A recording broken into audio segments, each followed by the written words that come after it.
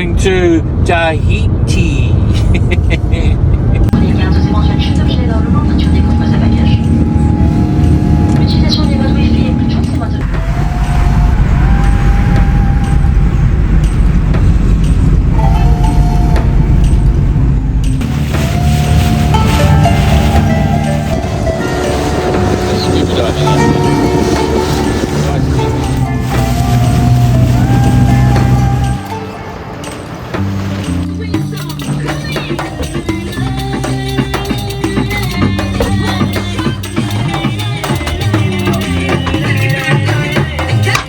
Okay.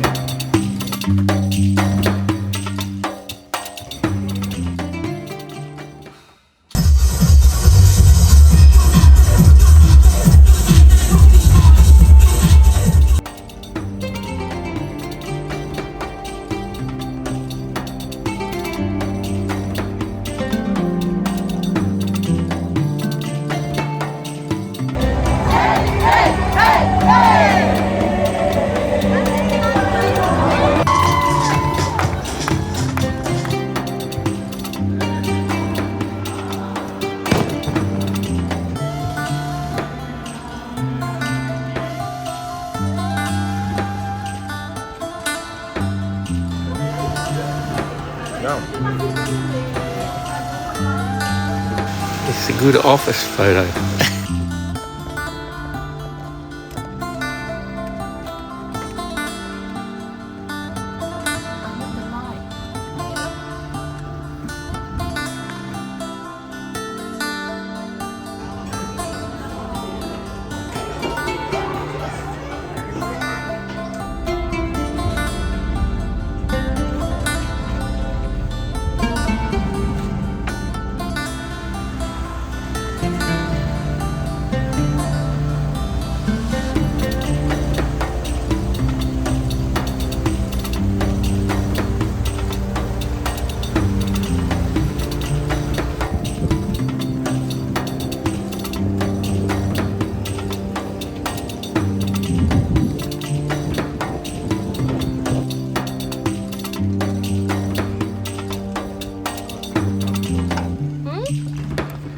Turned off.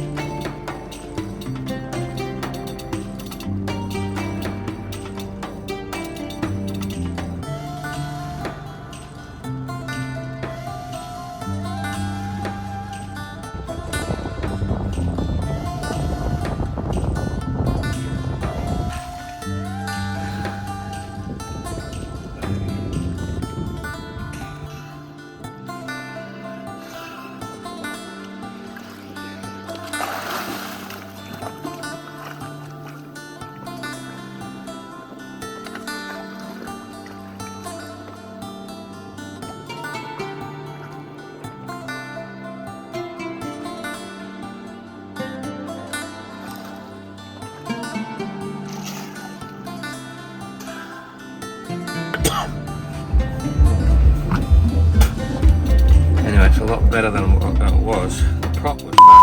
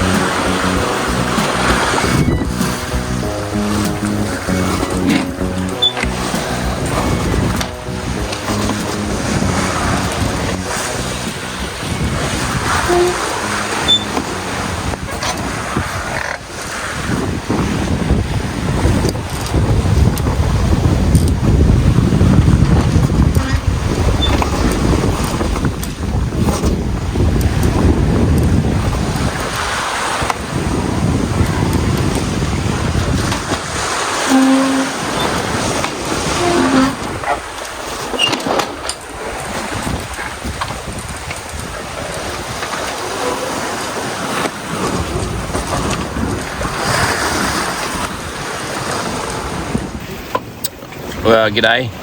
It's me, and it's not a sailing YouTube channel. That's what I keep telling myself. And now I know why there's so many bloody sailing YouTube channels out there.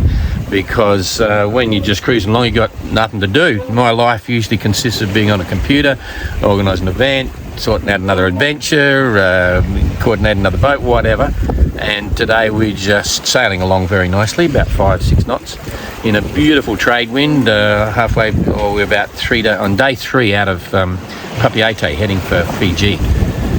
And yeah, life is pretty cool. We had lots going on the first couple of days, and now it's sitting around thinking, oh, jeepers, what do we do now?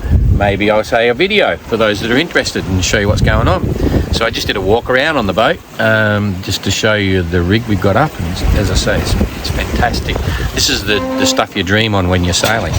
We took off on Saturday from Fiji, sorry, not Fiji, Papeete, about 7:30 in the morning, and the first day was just sort of motor sailing. We knew it would be light winds and it'd fill in later, which it was, and we cranked up the Hydrovane, you know, so the Hydrovane was steering, fantastic. So by the afternoon, yeah, it was pretty cool. We were making, you know, 5, 6s and 7s maybe occasionally, Hydrovane steering. And off to starboard there was a continuous line of you know, of a dramatic change in the weather, which we knew was coming. We looked at windy on the way out, and it was going to be a wind shift as well. So sure enough, by the time the sun was going down, just before it starts to pour with rain, you know, it was just coming to us slowly, and it was all the way along the horizon. So the rain was a bit boring, and then the wind increased, and I was waiting for the wind shift. Sure enough, it came in the rain, but it wasn't a big wind increase, just a swing, 180 degree swing to basically a northwesterly, and we set the boat up for that. There wasn't a lot of breeze in it, so we were actually motor sailing. I took the Genoa, filled the Genoa right away, because the wind then started to fill in and it was getting bigger and bigger. We ended up with 30 gusting, you know, a little bit higher. Seas were building past 3 meters, and so we went down to 2 reefs in the main. So I had 2 reefs in the main. That's it. We weren't motor sailing at that point because there was plenty of breeze, and the Hydrovane was coping pretty well, but in the end we had plenty of power as well, so I switched over to autopilot because it was unbalanced. You can imagine we had 2 reefs in the main, no head sail up, and I didn't want to, you know, we're just taking it easy because our first night out, all that sort of thing, and everything was fine. Got through the next morning. During the night though, the funny part was that we were getting a couple of hours sleep down below, and the wind, everything died down. The sea stayed. The wind swung back to the southeast while I was asleep, and so everything was left hanging on the preventer line I have on the main, and that broke the preventer line. I didn't hear it drive across, but I came back and said, oh, look at that. That's interesting. So during the day, the next funny story was when you're doing this passage, it's meant to be pretty straightforward. So as we left, I took the storm boards away, put them down below, because there's never any real concern about getting water into the boat. And left plenty of air coming down below. And then during the second day, it was quite fun, good sailing. There was a good 3 metre sea running. We had 25 knots of trade wind effectively, and the boat was rocking and rolling. We had a bit of genoa out and 2 reefs in the main, and still. And I was thinking, I should get the camera out and start filming. Of course I didn't, because I was thinking, here comes a good one, jeepers, and I'm looking at that, and I thought it was going to break, but it didn't. But then when I looked behind it, there was another one right behind it, really steep and together. Sure enough, it actually broke in the cockpit, okay? So it came right over, broke in the cockpit, and wiped out the life buoy and a few other bits and pieces. And I'm standing in the companionway thinking, you try and stop water coming down the companionway, so go away.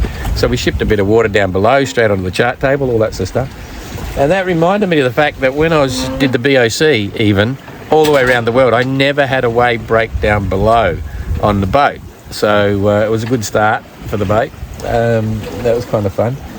And then yesterday everything was pretty cool. Some little things about the boat. It's got single line reefing, which is really cool. So every slab reef that goes in there, you just have one line to pull in, and it all happens luff line, leech line, all one, just wind it in. It actually works really well. First time I've ever had that. And the only thing that I didn't do right was every time I put a reef in, I forgot to pull the slack lines out. So if you're third reef, which was right at the top, when I went to actually use that, of course the slack line had just been wrapping around the topping lift, and it was completely jammed up, so we couldn't actually put a third reef in even if we wanted to. Why would we want a third reef? It's got nothing to do with extreme wind conditions, but it's balancing the boat to help the hydrovane. So when you're in a big quartering sea, 3 metres, not huge, but it's big enough to move the boat around a lot, and you want to keep some power there, you've got sail area up the front, but you've still got to keep your main to a point where the boat's balanced for the course you want, and a lot of it's over the quarter. So, but anyway, we sorted that the next day. So anyway, that was our first couple of days, and now forecast is showing that we've got reasonable conditions, but it's a little bit light on. We want to try and average easily 150 miles a day. First 2 days we did exactly that. We did 300 miles in 2 days, and now we're sort of juggling between sort of 4 and 6 knots with this breeze that's coming through. But a great boat. Some of the things that I cannot believe, for fun, I was hand steering for a while. This is without doubt one of the nicest helms that I've ever had on any boat. I sailed a few boats. It's so light, it's ridiculous. It's a spade rudder, but engineered really well in the hull. I cannot believe how light it is, right? So the autopilot's now running, right? We're on autopilot now, and it hardly does any work because it's so direct on the steering. And so your power consumption is nothing. We're just running the boat now on that solar panel and the wind generator. It's a silent wind up there, not a huge one, but we can't even attempt to use any power. It's amazing that this autopilot's been running all night and it uses no power because of the steering so simple and the boat's balanced, all that sort of stuff. So that's kind of cool. Very frustrating having the interest here. I'm happy to sail without instruments, but it's kind of funny because now once you have them, you want to know what's going on, and you've got to get up there and turn around to see it. You can't see it when you're sitting in the cockpit, so that's a bit boring. And so life is kind of cool. My favourite top secret things, which I don't know whether I've ever mentioned before. I think I did. There they are. I'll just show you. This is, I don't know whether you can see that there. I'm actually back the front so I can talk on it. It's actually a fishing buoy marker light. It's got a photo cell in it, and it actually turns on at night. So we've got a red one and a yellow one there. Nothing to do with nav lights, but very, very good for security when you're down below of a night time, because you've got Hydrovane on or autopilot on. Dark nights, you've got your tricolour light on the masthead, but those lights really attract attention, and yellow and red flashing light isn't a distress signal. They could be floating, maybe could be party lights we have on the boat, but it very much attracts your attention when you're in the dark. So I've never had a boat that I've sailed under Bimini before. And look at that, boom boom. We're sailing under a Bimini, which is really quite cruisy. And now all of a sudden you realise why everyone does, because when the sun's there, it's pretty vital piece of kit. So now, what else was all these things I was going to tell you about it. Oh, the Hydrovane, great dump station, you know. We got 2 heads and 2 showers on the boat, but, you know, when the conditions are like this, it's really good. And now I've got the mounted bar there, you know, you can just sit on the back there and just about read the paper. It's fantastic. What else? Oh, that's probably about it. But yeah, great boat. The rig we've got on this works really well. It's very impressive. Beneteau have sussed out this boat for cost effectiveness and lack of equipment. The whole boat runs on 4 winches. Most people would know this. You've got 2 winches in the cockpit there. Hang on, I'm going to turn this camera around now if I can. How do I turn that around? Oh, I can't. I'm locked in on this because it started here. Anyway, I'll just show you there. So we've got 2 winches there, boom, boom, and all the lines coming aft, and then 2 sheet winches. So everything happens back at the cockpit, which is exactly the way you'd set it up as a single-handed sailor. We've only got 4 sails. They're all on deck at the moment, and it gives you a fantastic combination. We've got the Jenica on the flying furler, carver furler on the bowsprit. We've got the Genoa on the carver furler on the stem head fitting. We've got the Solent jib, which is like a staysail, but it goes to the masthead, which is heavy weather. That's on the furler. And we've got the main. They're the only sails on the boat, but the combos are great. You don't have to worry about spinnakers and bits and pieces. We've got the Genoa boomed out at the moment to windward, the Jenica out to leeward. Everything comes back and we can sheet everything with all the jammers on the sheet winches down the back here. So you could sail this boat around the world, you know, with just those sails and feel quite comfortable. It's a real mix. I've got a north mainsail, I've got a Doyle Jenica, and there's some other generic Jenica, and I don't know what the Solent is. I haven't unfurled it yet. That was the funny part. We finally put the sails up when we left. We'd never seen them before. And so we took it easy the first couple of days while we're just getting used to all the systems on the boat. But it's pretty well sorted and quite impressed. As you know, if you saw the other video, I always thought they're pretty good boats, but sailing them, it's a beautiful boat so far. Cannot believe it. Very civilised. No wonder they built so many and so many aboard them. Maybe I'm a bit behind the times. Interesting discussion point at the moment with the Hydrovane, because there's a couple of people putting Hydrovanes on the back of our minis, the 19 footers, you know, to race around the world. And I've just been looking at it and thinking, why would you fit the Hydrovane there with an auxiliary rudder, which is so bulletproof? It's okay for this boat even, and as an emergency rudder when trekkers, you know, the little Globe 580s have got their own outboard rudder.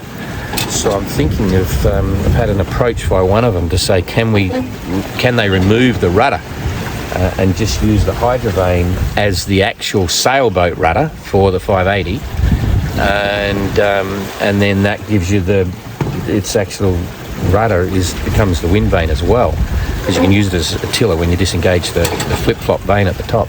Just to digress, and I'm seriously thinking about it now because it does make sense. The Hydrovane is very cool. We're very happy to have it. Very happy to have the autopilot, touch wood, hope it keeps working. The biggest reason I would never do an ocean passage normally without a wind vane is because if the autopilot goes, your days become very miserable because you've got to have someone sitting on the helm all the time. As much as it was really fun to steer this boat in a couple of different conditions and find out how well it handles, I don't like steering if you don't have to, you know what I mean? So while the autopilot's there, we use the pilot as well. It's faster sometimes in some senses, you know, straight line sailing, and very convenient. It uses bugger all power, so that's pretty cool. No, that's probably enough. I'll get ready to get a bit boring. So yeah, don't worry, don't stress. Not a YouTube channel, but sitting around thinking, I'll talk about a few things. I had a pile of other stuff to talk about as well. Jane was just worried I'd show you what I'm not wearing, because I'm not wearing anything. It's another part of fun being sailing as well. So okay, that's enough boring stuff. See you later. Thanks.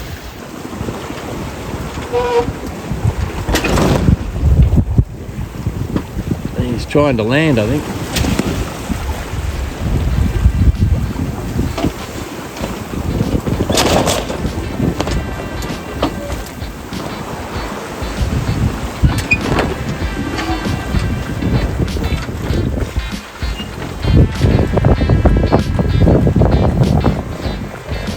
Nope. Might have gone. There he is. I think he wants to land.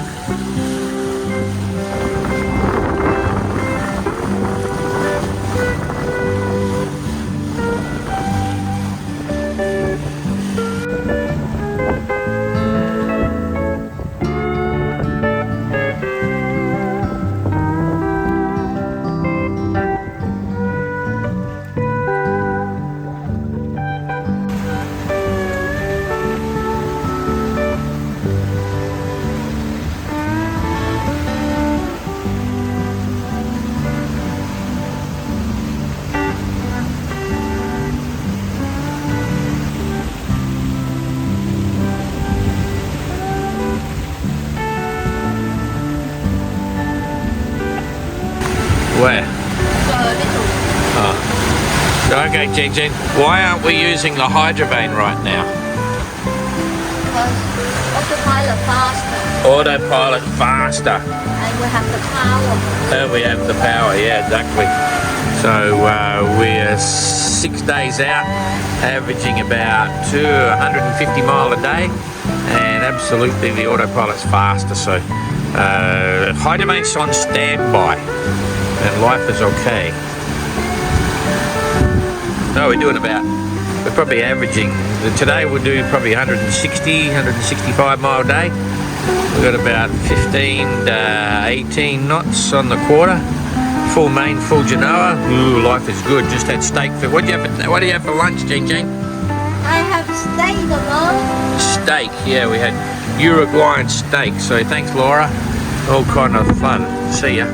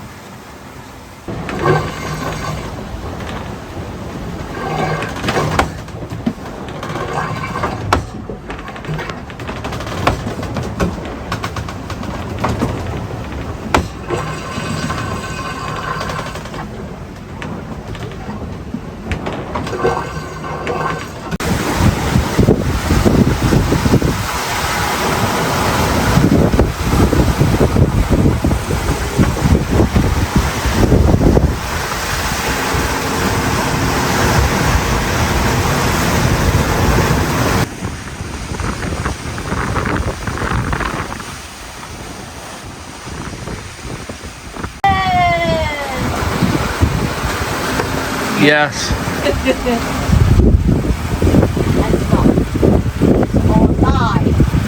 We'll arrive tomorrow. Yeah, every day have tomorrow, you know? Yes. Oh, beautiful.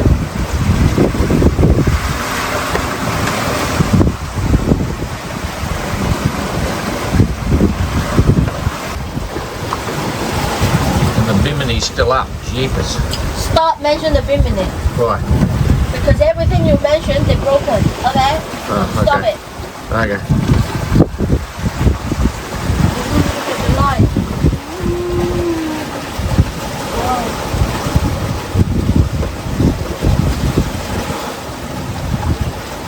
You should give me my phone too. Why?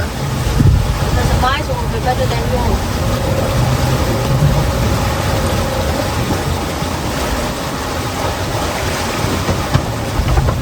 Yeah, but I got the shot. You haven't. Give me my phone. Why?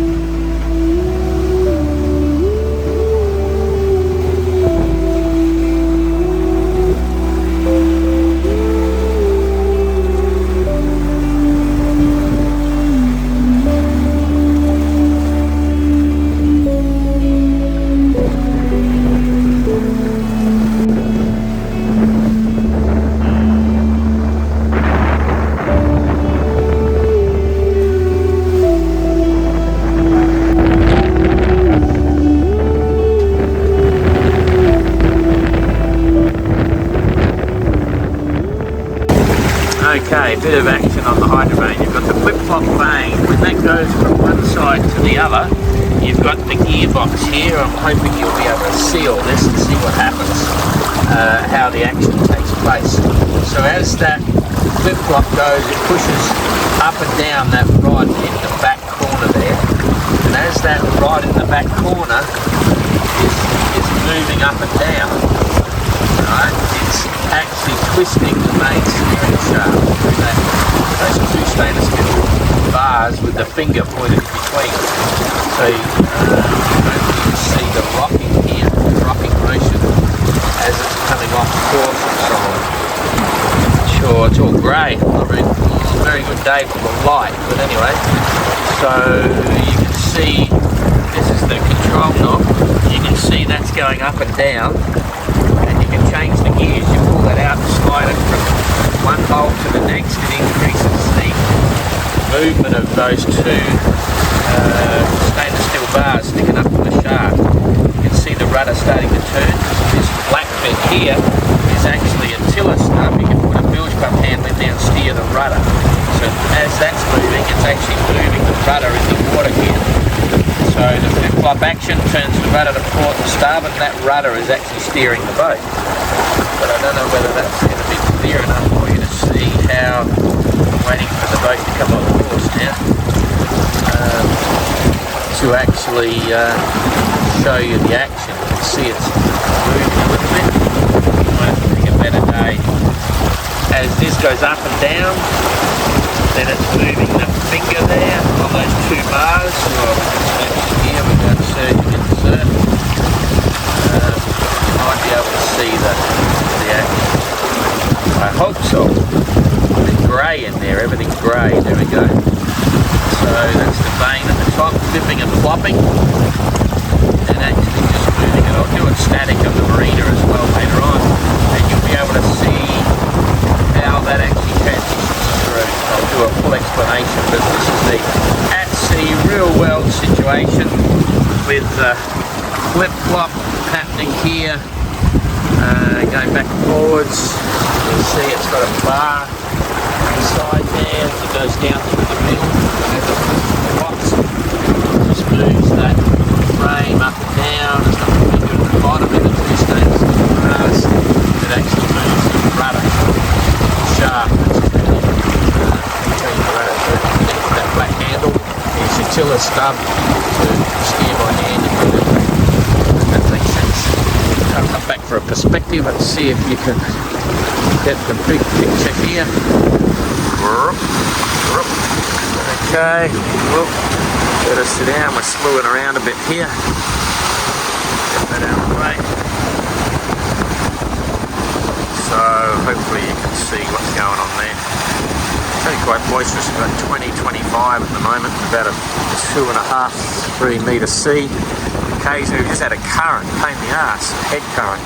So the waves have been quite steep, and only just enough room for us to fit between two. And we're 43 feet, they're probably about 20 metres apart when we had that head current. So, because there was wind against tide, you might say. Anyway, that's a bit of a feel, but I'll do it on the marina and try and explain it a bit better. So, up ahead we've got lightning and thunder and all that sort of rhubarb going on. The forecast was showing, for warning, lightning, warning. It was supposed to be last night, but it didn't happen. So we had some challenging weather last night. Now we're wallowing a bit, the wind's dropped. I haven't increased sail, we'll see what happens here. I've got, what do we got? I got 2 reefs in the main and just our Salent jib. Actually the furler's kaput at the moment, something going on up top. It's not a halyard wrap, there's something stopping it from turning. So, and back there of course we've got the sun just about to disappear. So we've got all our critical comms in a Faraday's cage, which I'll show you later. It's a special foil pouch. So we've got a GPS handheld, a VHF radio, the satellite phone, the iPad with the navionics on it, and the what else we got in there, Ding Ding? Yeah, normal phone and bits all wrapped up in case we get hit by lightning, touch wood, hope it doesn't happen. We've got the bungs ready to go if we blow out skin fittings. But this looks like it's very dark up front there, very dark and dingy. It's been sheet lightning, not fork lightning, just sheet lightning. And what does that say? So we'll just see what happens. But we're just going to wait until we get under it before we do anything about sail area. So yeah, all part of the fun. And we're only about 260 miles from Suva or something like that. Nearly there. You having fun, Jane? No. Ah, don't be silly. Don't be silly. So that's the other side over there. Oh, that's better back there. The sun's actually already come up and gone above that thing. We're still using, we have been using the Hydrovane and the autopilot together. A combo, which is really quite cool. Anyway.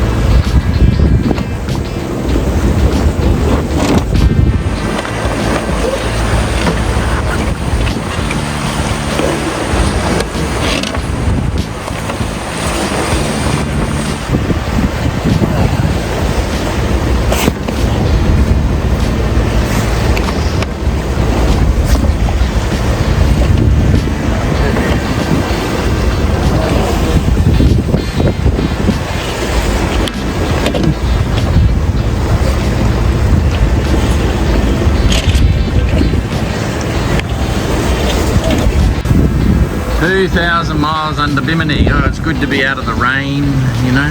It just keeps your rain going. Everything's falling apart and it leaks. It just doesn't hold the rain at all. Look at that. Jeepers. Bloody hell. Will it go the distance? Ooh, everything's falling apart. We've got the seams all blowing on that side. There's tears in it. And the zips don't fit up there. It just leaks. Ooh, fantastic. Having fun, Jane? No.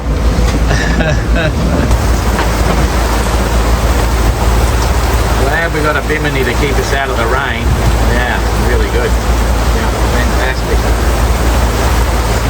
Just about coming to the end of the tether. That's leaking just a little bit. Oh, so I stick my... Look at that. Oh. Yeah. No.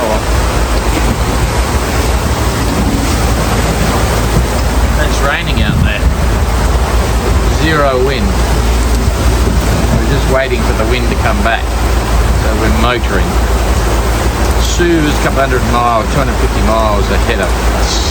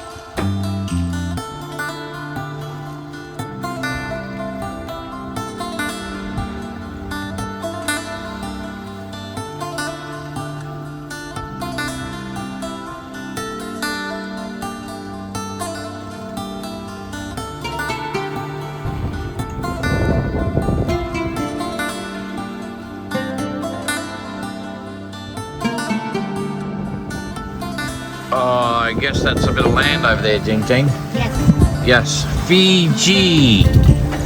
And this is beautiful sailing. It's now I forget the date. What date is it? Second. The 4th. It's the 4th. 4th of October, local time. Oh, you look like a hardy sailor, Jane. You just sailed 2,000 I miles. washed my hair after take shower. After how long? After 9 days, we took a shower and washed my hair. So I'm happy. And it was like being on the marina, eh? So we just come into the first islands of Fiji, the first land we've seen, and you won't be able to see this, but over there we've been welcomed. I'll try zooming in over there. Here we come. We've been welcomed by the Alcyon. That's one of the first ships in the world that's got commercially viable rotor sails. So it's a tanker about 360 feet long and named after Alcyon. But anyway, that was Jacques Cousteau's ship that first used turbo sails a long time ago. And we are currently sailing under the Jenica here, which is just fantastic because it's flat calm and we're still making 5 knots, and we've got a limited supply of diesel, and we can't use the Genoa because the main furling gear is something's gone wrong with it. We're not sure what it is, but it's been it's looking cool. We'll probably get in sometime very late on Saturday, I think. So that's so much for our passage to, in fact, we call it 2,000 miles under Bimini because the Bimini's still there. We haven't dropped it. There it is. And I've never had a Bimini before. My kind of sailing. This is a very nice boat, and we'll explain it all later. But we're still sailing 5 knots, which is really cool. And we pulled the rudder out of the Hydrovane because we've been motoring for the last 24 hours. It's been just flat calm, and that's about all I can tell you. Looking forward to breakfast. We've still got 200, maybe 180 miles to go. Let's see here. We've got, see what the chart plot is saying. Boom, boom. If we go to waypoints, we go to waypoints here. We go to those ones. I've got one go-to waypoint, which is down here. Go-to waypoint is 146 miles to go, and then it's another 50 miles on from that. So 200 miles to go, and all's good. So there you go, 2,000 miles under Bimini.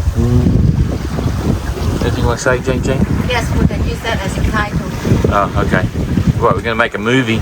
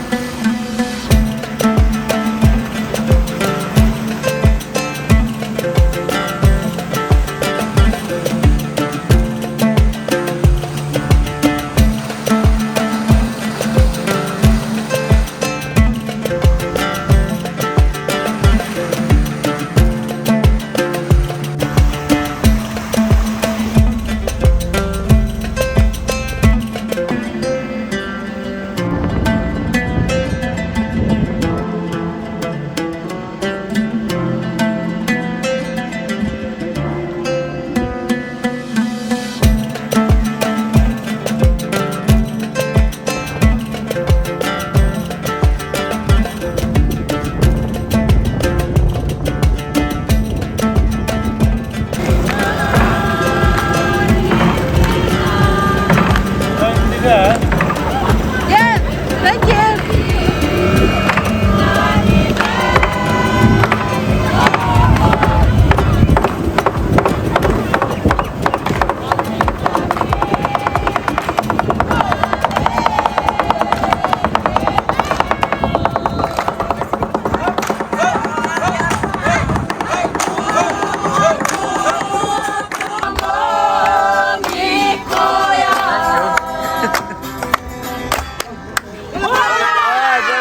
Thank you.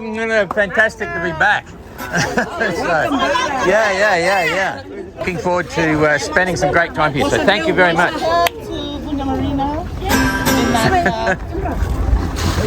Yeah.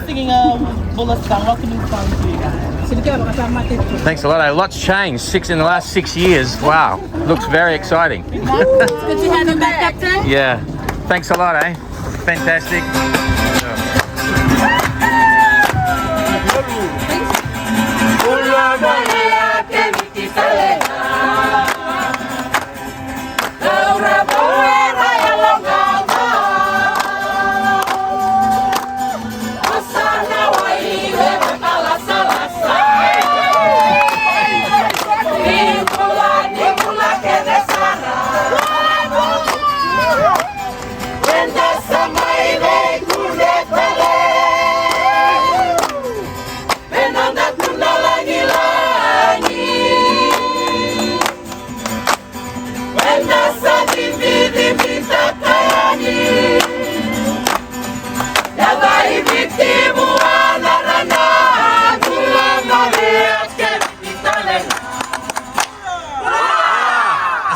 Fantastic.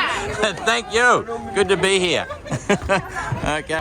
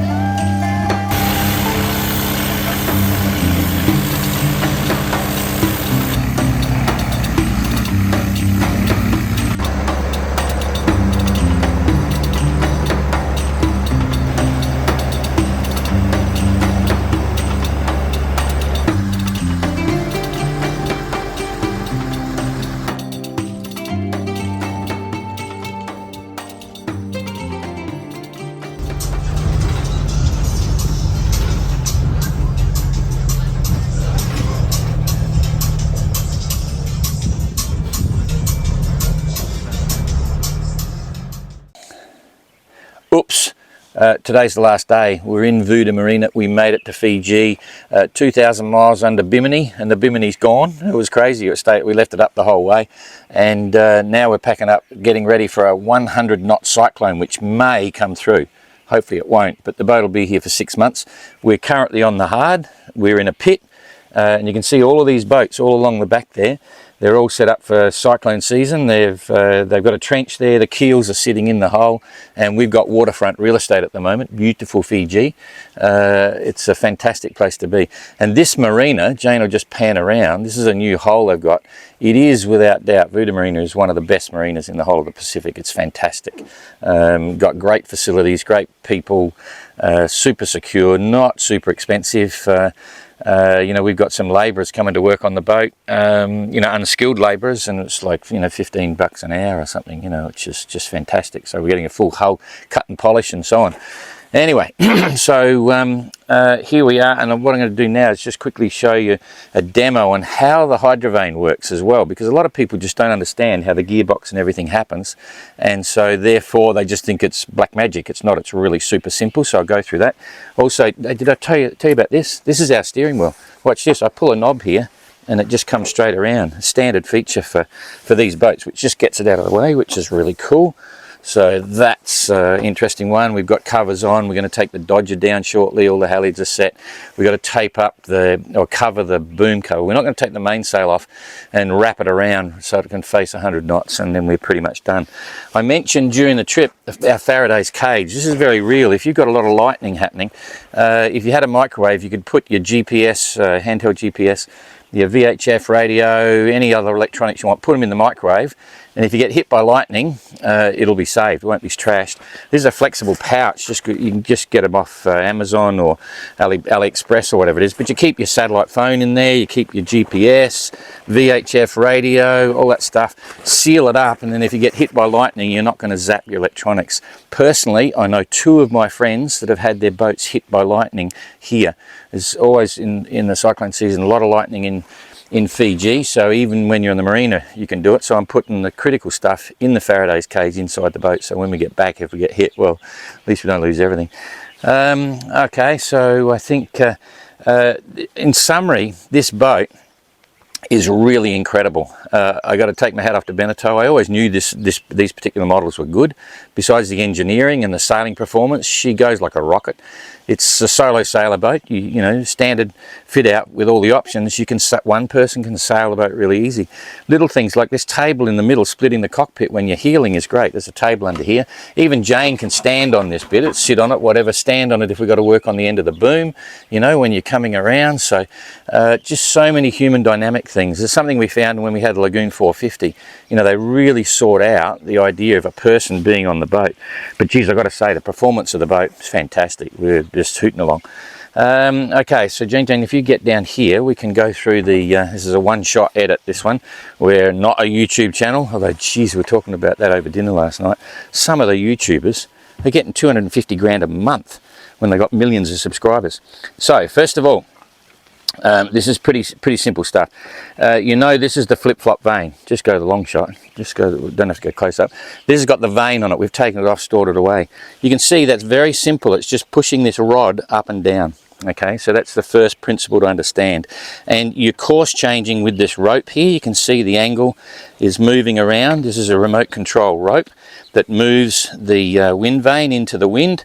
This is the leading edge. So when you're on course, the vane's vertical. As soon as you go off course, it'll flop or it'll flip, and that chases the up or the down rod there. Okay, so now we go down to this little, I call it the gearbox. So when I go flip and flop, see, this is a seesaw action. It's just going up or down like a seesaw. It's on a horizontal axis. Very simple, nothing complicated at all. Now look underneath here, you can see a dick sticking down.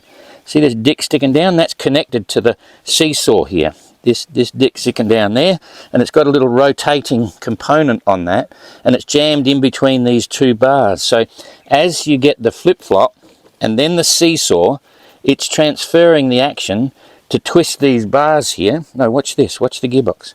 Can you see that? You can't see it. Come around here. You got to face it that way. Right, you can see that dick moving the stainless steel rods left and right. Now this is actually the tiller if you want to emergency steer, but if Jane goes down to the bottom now, imagine the rudder is connected to that rudder shaft. You can see that pin just moving left or right. That's the thwartships, but the rudder would be fore and aft. So you've gone all the way through the system, and you simply got a flip-flop at the top, a seesaw on the arm here, the dick hanging down, moving the 2 stainless steel bits, and you've got quite a solid deflection there. Right, now, Jane, if you come back to film this here, I can change gears. You can see I can pull that out and I can move it to the left, drop it in there. That's position 1, that's position 2, that's position 3, and that's position 4, right over to the side. Now, if you go down here to show the dick, get down and show the dick, Jane, you can see what that's doing. If I'm moving that from the left to right, I'm changing the position of the dick to be right up against and directly above the rudder shaft, or it's furthest away. Okay, so now when it's furthest away, for a given, keep watching this, for a given flip-flop, that's maximum deflection, you can see this is hardly moving because it's right at the end. So that's position 1, and now look at the rudder. Look at the rudder pin there. When it's furthest across, you're getting very little deflection of the rudder. right? So that's low gear. Well, I call it low gear. That's position 1. Now, if I put it on position 3, right, you can see the position of the dicks come a little bit further down, okay, and you're getting much more deflection of the rudder. If you can see that, it's turning the thing maximum deflection, about 30 degrees or something. You can see it on the pin.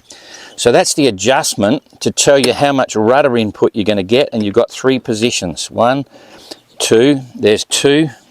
In fact, if you watch the pin there now, I'll put it at once again. This is the least amount of movement. That's the only movement you get there. That's position 1. Put it on position 2. There's a little bit more movement. Put it on position 3. There's quite a bit of movement, a lot of rudder movement. And if I go right over to 4, I can't even flip-flop because it's bloody, it's basically doing nothing. And so you've got completely freewheeling rudder here, because you can see the dick's right in and it's directly above the rudder shaft. So that's just pivoting around the rudder shaft, so you can now steer by hand. Okay, I hope that makes sense. So so that's the simple principle of the steering of the boat through the rudder. So effectively what it means is it's the surface area of the wind vane. The wind blowing it over actually turns the rudder. There's no gearing per se, you know, it's just a simple process. As soon as you go off course, it's a flip or a flop, and that steers the rudder. So that should explain how it all works. We're about to pack this up now. We've got the rudder off and some time ago, because when we were motoring, we had a bit of cavitation on the rudder with the thrust of the engine. So anyway, while we're on that, the engine on here is just stunning. It's the Volvo engine, 45 horsepower. We were running at 1500 revs when we were, sort of going with very little wind in the last few days, running 2 litres an hour. In fact, it was even over that. My calculations were we got 12 hours from 20 litres of fuel, which is crazy because we had 20 litre drums we were putting in. So yeah, it's been a cool trip. We're now going back to France, and the Vendée Globe's village is about to open, and a few bits and pieces. Then we're getting ready for the mini globe race, and that's coming here. It's going to be a big stop over here at VUDA Marina with the mini globe, so watch out for that. That's it. I don't think I can need to say anything else. Anything you want to say, Jane? Nope. Okay. All right. So see you later. Bye bye.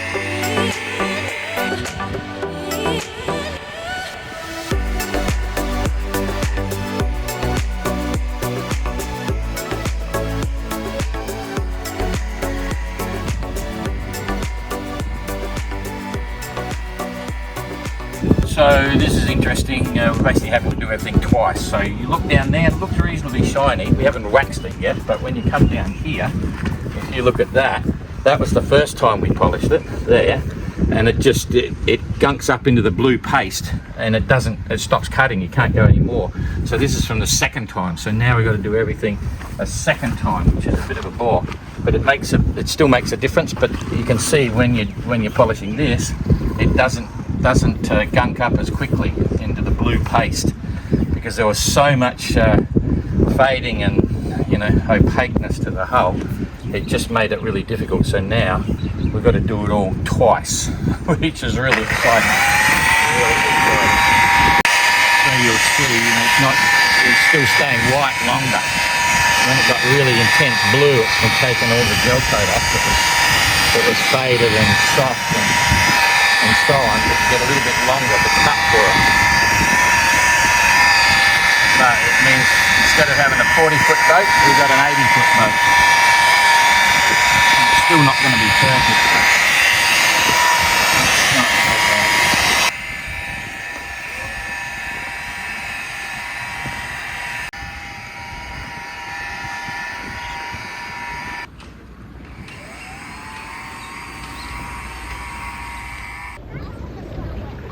Okay, 10, 9.